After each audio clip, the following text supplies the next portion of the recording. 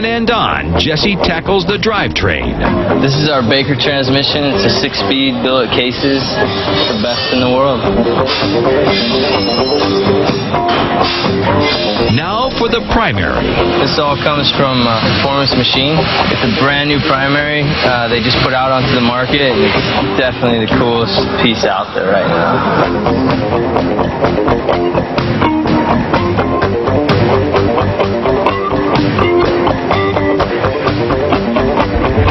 So far, the assembly has been 100% Jesse Rook, but he can't do everything on his own. I have a hard time sometimes in all this heat to keep myself relaxed, so Kathy here is my stress reliever. By far the coolest for it.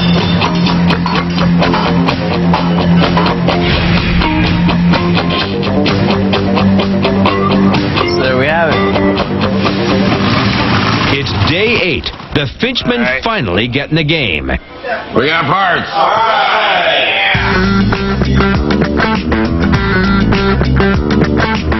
In less than 72 hours, this bike must hit the road. Did you ever start a run? I got to start. Jack. All right, Jack. Jack, that's what I said.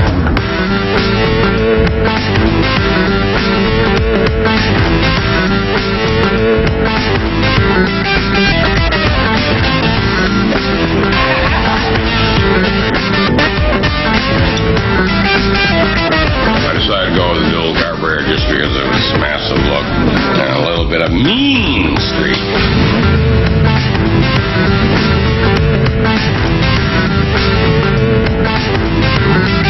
The carburetors are on, but there's another problem. This time, the drivetrain. I don't know exactly what the problem is right at the moment, but I'm going to make a quick phone call before I say anything. The Finchmen are at a standstill. Dozer goes in search of answers. I've neglected to get a motor spacer that spaces the front pulley out, which aligns the belt with the rear pulley. And I've got a phone call supposed to be coming back. Dozer is getting answers. He's not happy. Man, I'm going outside and you ain't going to follow me. I'm going to take the camera and stick it somewhere. In Phoenix, Jesse races ahead as he prepares to install his revolutionary rear brake setup. This is my brake caliper, which is 100% unique to me. It's something that I designed up, one of my first products. Jesse designed a rear brake caliper that is mounted flush with the swing arm, but the engineering wasn't easy. The engineers came to me a couple times saying, it's not going to be possible, we can't do it. And so, me looking at the design out on paper and stuff, I kind of came up with it, well, can we drill this way and drill that way? And they kind of scratched their head and said, yeah, I guess it will. On a conventional motorcycle, the rotor, brake caliper, and sprocket are externally mounted as individual components. Jesse streamlines the setup by flush mounting the brake caliper into the swing arm. A hidden brake line runs through the frame rail. The sprocket and rotor are combined into one unit, a sprotor. The sprotor and caliper are specially engineered to eliminate air pockets while still receiving fluid, thereby increasing brake performance. Our rear assembly's done and we can mount a rear wheel. I'm the only one in the industry that does a single-sided rigid with 8 inches of offset in the rear wheel. It's kind of a trademark for me.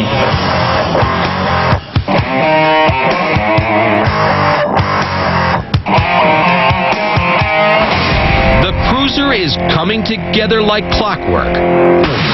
When we return, the Finchmen are moving backwards. Replace the block. But Jesse races ahead in more ways than one. The longest motorcycle journey on record is Emilio Scotto's 10-year, 457,000-mile trip around the world. Presented by Toyota Trucks. Now that's moving you forward.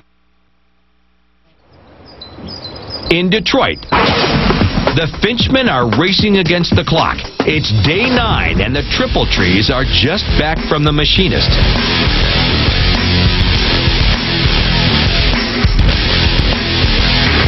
The Triple Trees are really looking good on there. I can't wait to see it with the handlebars on.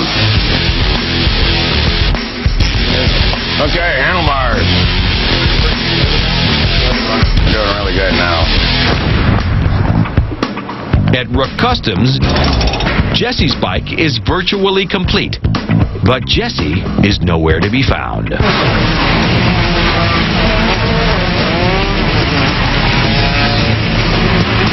Except at the track.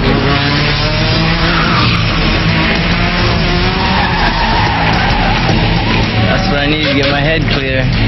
Feels good.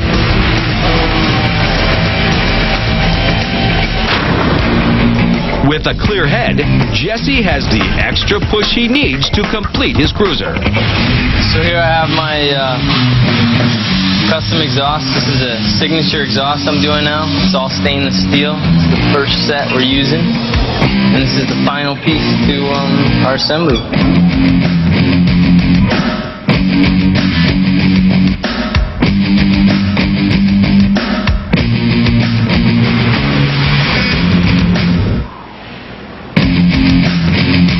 It's time to see if this engine will roar.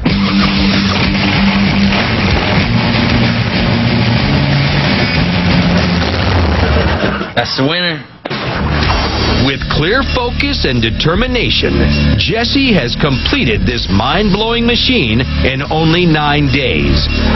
With a day to spare, this visionary has built an engineering phenomenon unlike anything this world has ever seen before. It's down to the wire in Detroit. This is the final build day. We got to get this thing running today.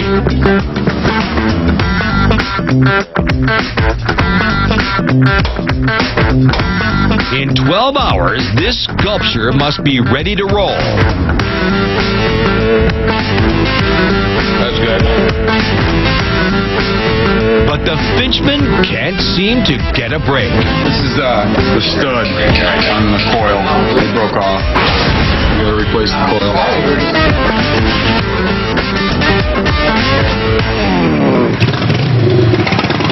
Finally, some good news. Special delivery from the Detroit brothers. Hey, Ron. Oh, how you doing? How you doing? Really good. How you doing, Jamie? Kickstand, man. Oh, yeah, cool. Yeah. You're stronger than duct tape. Got the dye job done.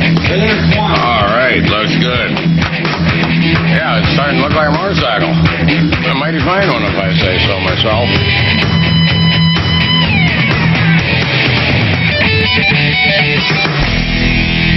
After 10 days of working around the clock, the Finchmen are ready to see if this sculpture will rumble.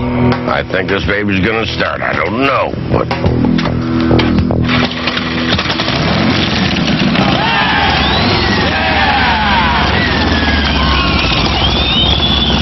I love it! Nice one. After 10 days of hard work, I'm ready to head out into the sunshine. Double Cross is complete. But will this rolling sculpture be enough to defeat the cutting-edge creation of Jesse Rook? After 10 grueling days of building, Ron and Jesse descend upon Atlantic City, New Jersey. Finch from the north, Rook from the west. It's a monumental clash of style. Old school versus new school. Ron and Jesse evaluate the competition. I like it. I really like it. Lightweight. Probably goes fast, too. This bike is crazy.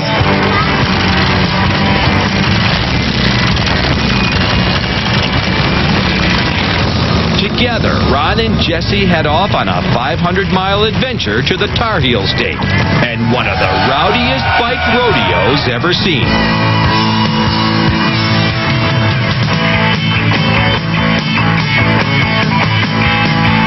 This mad ride will take them south along the eastern seaboard, conquering New Jersey, Delaware, Maryland, and Virginia. Finally, they will head east to North Carolina and the Easy Rider Rodeo.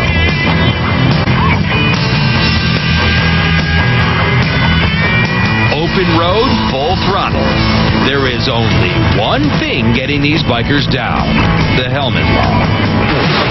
Yeah, it's choking me pretty bad, so I don't think it's going to work out. I may just have to put up with the officers, get a ticket. Ron has something to say about that. If Jesse's not wearing his, I'm not wearing mine.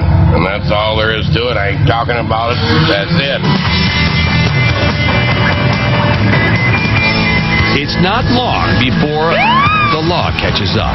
You know when I'm stopping you or not? Probably no helmet. Johnny Law jots down their info and checks their record. The officer doesn't think you're supposed to ride without a helmet for some reason. Not only do we not have helmets, we were evading arrest, speeding, and no license plate. I ate those bologna sandwiches in jail. The verdict? A ticket. But at least they're free.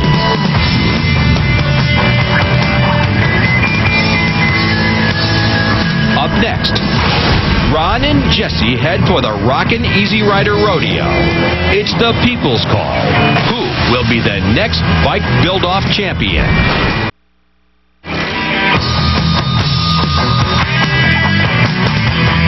Just outside North Carolina, Ron runs into trouble. Followed spark plug. I do believe that's all that's wrong anyways. Fortunately, Ron's head Finchman is never far behind. Dozer to the rescue. I don't know, it ain't spark plugs. It's a good thing he's got people like Dozer, man. That guy is making it happen. I think I lost a little bit of contact at the fuel pump and just cut the fuel supply down. Got a little strap broke, little zip tie on the fuel pump. We should be able to go.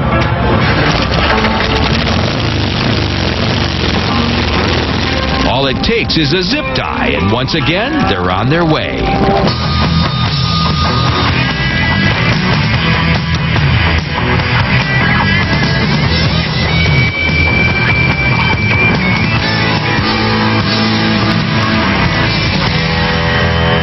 It's June 10th. Thousands have gathered at the Easy Rider Rodeo to witness the arrival of two of the greatest bikes ever built.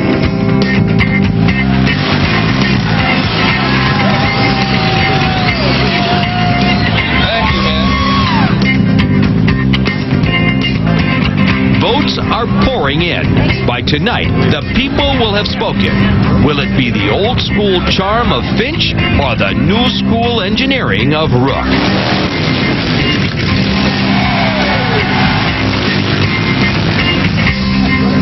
Right now, it's about as hot as that S&S engine gets when I'm riding.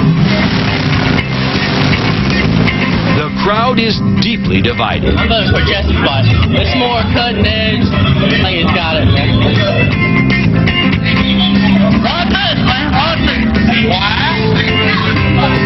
Weird